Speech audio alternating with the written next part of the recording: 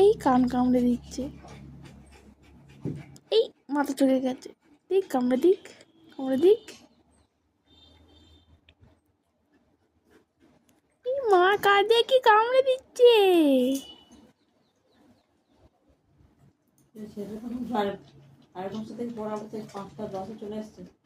সাড়ে পাঁচটা কোথায়, 6টা থেকে পড়া। বাবা এখন গেছে নাকি, এখন 6টা বাজে। 5টা 5 10 হবে, 10ও হয়নি মনে হয়।